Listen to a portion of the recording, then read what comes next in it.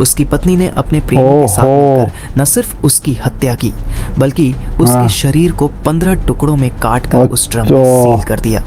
और सबसे चौंकाने वाली बात, उसकी 6 साल की बेटी बार बार कहती रही, पापा ड्रम में हैं। कैसे मुस्कान ने अपने प्रेमी के साथ मिलकर अपने पति सौरभ की हत्या की, आज हम इस वीडियो में 3D एनिमेशन के जरिए जानेंगे। तो इसलिए इस वीडियो को एंड तक ही वॉच करना है।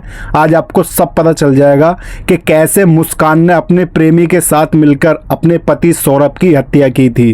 तो इसलिए इस वीडियो को एंड तक वॉच करना और ज़्यादा से ज़्यादा शेयर करना। तो चलते हैं, आज की इस वीडियो को शुरू करते हैं। नमस्ते दोस्तों, क्या आपने कभी सोचा कि एक नीला ड्रम जो घर के कोने में पड़ा हो अपने अंदर एक खौफनाक राज छिपा सकता है? मेरठ में ऐसा ही हुआ। एक पति जो अपनी बेटी का जन्मदिन मनाने लंदन से लौटा, उसकी पत्नी ने अपने प्रेमी के साथ मिलकर न सिर्फ उसकी हत्या की बल्कि उसके शरीर को 15 टुकड़ों में काटकर उस ड्रम में सील कर दिया। और सबसे चौंकाने वाली बात, उसकी 6 साल की बेटी बार बार कहती रही, पापा ड्रम में हैं। आज की ये कहानी आपको झकझोर देगी, तो तैयार हो जाइए और चैनल को सब्सक्राइब करना ना भूलें। ये कहानी शुरू होती है सौरभ राजपूत से। 29 साल का एक मेहनती इंसान जो मर्चेंट नेवी में काम करता था। 2016 में उसकी शादी मुस्कान रस्तोगी से हुई थी, एक लव मैरिज। उनकी एक प्यारी सी 6 साल की बेटी थी। सौरभ पिछले कुछ सालों से लंदन में था, जहां वो एक बेकरी में काम करता था, लेकिन परिवार को बताता था कि वो जहाज पर है। 24 फरवरी 2025 को वो मेरठ लौटा अपनी बेटी और पत्नी के जन्मदिन को सेलिब्रेट करने, लेकिन घर में उसका इंतजार एक खतरनाक साजिश कर रहा था। उसकी पत्नी मुस्कान और उसका प्रेमी साहिल शुक्ला पहले से ही उसे रास्ते से हटाने का प्लान बना चुके थे। पुलिस की जांच में खुलासा हुआ कि ये साजिश कई महीनों से चल रही थी। मुस्कान और साहिल का अफेयर शुरू हुआ था 2024 में। साहिल 25 साल का एक लोकल लड़का मुस्कान को गांजा और ड्रग्स की लत लगा चुका था। सौरभ को इसकी भनक थी और उसने मुस्कान को कई बार समझाया, लेकिन मुस्कान अब साहिल के बिना नहीं रह सकती थी। दोनों ने फैसला किया, सौरभ को खत्म करना ही एकमात्र रास्ता है। 4 मार्च की रात को वो मौका आया। सौरभ को नींद की गोलियां दी गईं और फिर जो हुआ वो किसी हॉरर फिल्म से कम नहीं था। सौरभ जब नींद में था, मुस्कान ने साहिल को फोन किया। दोनों ने मिलकर पहले उसकी हत्या की, चाकू से कई बार किए, लेकिन ये सिर्फ शुरुआत थी। इसके बाद जो हुआ वो सुनकर आपके रोंगटे खड़े हो जाएंगे। बाथरूम में ले जाकर सौरभ के शरीर को 15 टुकड़ों में काटा गया, हाथ, पैर, सिर सब अलग। फिर इन टुकड़ों को एक नीले ड्रम में डाला और सीमेंट डालकर सील कर दिया। मुस्कान ने अपनी बेटी को पहले ही नानी के घर भेज दिया था ताकि कोई गवाह न रहे। लेकिन क्या ये परफेक्ट क्राइम था? अभी तो बस आधा सच सामने आया है। हत्या के बाद दोनों ने सबूत मिटाने की कोशिश की।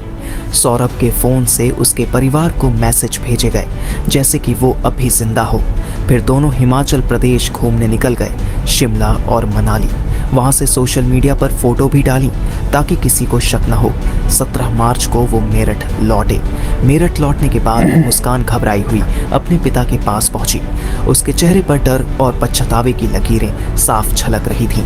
कांपती हुई आवाज में उसने कहा, पापा मैंने सौरभ को मार दिया, उसकी लाश एक ड्रम में पैक कर दी है।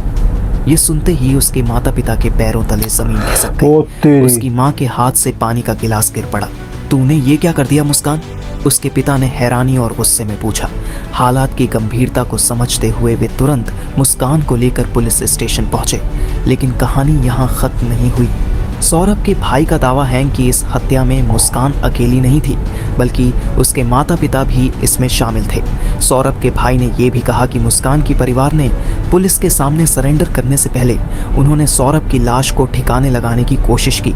मुस्कान के माता पिता ने लाश को छुपाने के लिए कुछ मजदूरों को बुलाया। जैसे ही मजदूर भारी ड्रम के पास पहुंचे, उन्हें एक अजीब तरह की बदबू आने लगी। एक मजदूर ने हैरानी से ड्रम की तरफ देखा और कहा, ये बदबू कुछ अजीब लग रही है। डर और शक के चलते मजदूरों ने फैसला किया कि पुलिस को बताना ही सही रहेगा। वे तुरंत थाने पहुंचे और वहां जाकर पूरी घटना के बारे में जानकारी दी। पुलिस ने मुस्कान और साहिल को हिरासत में लिया और पूछताछ में दोनों टूट गए। साहिल ने कबूल किया कि उन्होंने सौरभ को मारा और शव को ड्रम में छिपाया। 18 मार्च को पुलिस घर पहुंची। वहां उन्हें वो नीला ड्रम मिला जो सीमेंट से सख्त हो चुका था। 2 घंटे की मशक्कत के बाद भी ड्रम नहीं खुला तो उसे मोर्चरी भेजा गया।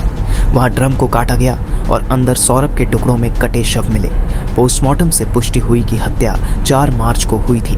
दोनों को गिरफ्तार कर लिया गया और कोर्ट ने उन्हें 14 दिन की न्यायिक हिरासत में भेज दिया।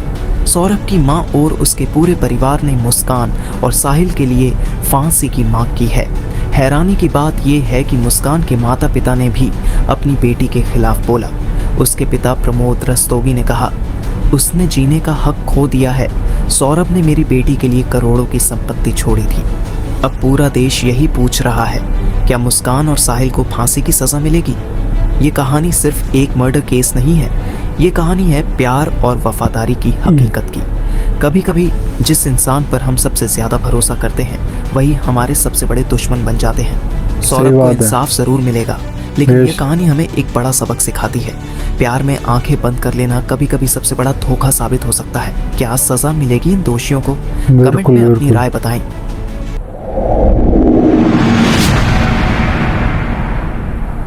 तो गाइस, देखा आप लोगों ने कैसे मुस्कान ने अपने प्रेमी के साथ मिलकर सौरभ की हत्या की, और हत्या करने के बाद ये एंजॉय कर रहे थे। उत्तराखंड जा रहे थे, हिमाचल जा रहे थे, एंजॉय कर रहे थे, और वहाँ पर पति की हत्या कर कर उसको ड्रम में बंद कर कर आ गए थे, सीमेंट डालकर।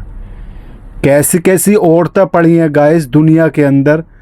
इनको इतना सा भी ख्याल नहीं आया कि जो इंसान हमारे लिए अपना देश छोड़कर, अपना परिवार छोड़कर इतनी दूर कमाने के लिए गया था, और जब वो आया अपनी बच्ची का बर्थडे मनाने के लिए, उसे क्या पता था कि जिसके लिए मैं कमा रहा हूँ वही औरत मेरी जान ले लेगी। भाई ऐसा चलता रहा तो कोई भी मर्द शादी करने से कई बार, 1000 बार सोचेगा। अव्वल तो कोई जल्दी से शादी भी नहीं करने का है। आप क्या कहना चाहोगे? कमेंट करके ज़रूर बताओ। सौरभ को इंसाफ मिलना चाहिए, और इस वीडियो को ज़्यादा से ज़्यादा अपने दोस्तों के साथ शेयर कर देना कि वो कभी शादी करें तो लड़की की अच्छी तरीके से छानबीन कर लें, तहकीकात कर लें, ताकि दोबारा आपके साथ या आपके दोस्त के साथ कभी ऐसी घटना ना हो जाए।